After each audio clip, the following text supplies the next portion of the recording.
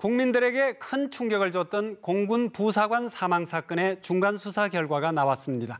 수사 착수 39일 만입니다. 지금까지 핵심 피의자 등 10명이 기소되고 12명은 수사 중입니다. 또 16명이 보직 해임됐거나 해임 절차가 진행되고 있습니다.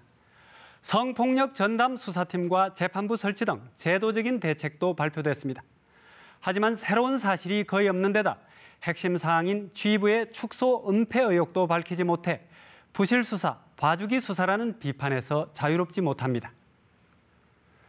중간 수사 발표를 보면 성추행 발생부터 보고 수사에 이르기까지의 전 과정에서 군의 대응이 총체적으로 부실했음이 다시 한번 확인됐습니다. 가해자와 주변 상관들은 사건 직후부터 피해자에게 없던 일로 하라는 협박과 회유를 끊임없이 일삼았습니다. 피해자는 사망하기 전 2달간 소속 부대 내에서 무차별로 피해 사실이 유포되는 등 심각한 2차 가해에 시달렸습니다. 사망 이후 내부 보고와 수사 과정도 납득하기 힘들 정도로 허술했던 것으로 확인되고 있습니다. 하지만 수사 발표에서는 부실 수사의 몸통으로 지목되고 있는 공군 법무실과 군사경찰에 대한 조치는 미흡한 것으로 나타났습니다. 공군 검찰을 총괄하는 법무실장은 압수수색을 하고도 휴대전화 포렌식 조사조차 못하다 어제서야 참고인 조사를 했을 뿐입니다.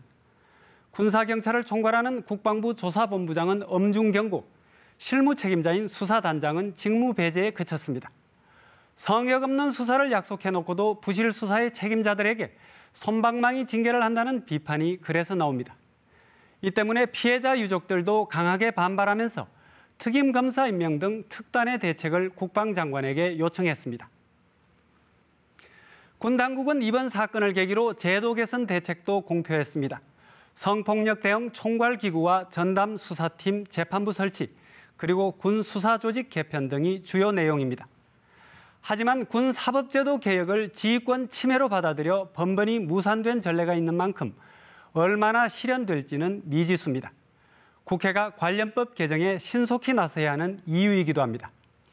이번 수사 발표 이후 지적된 각종 문제점을 철저히 개선해 군 문화를 뿌리부터 바꾸는 일이 시급합니다. 뉴스 S3였습니다.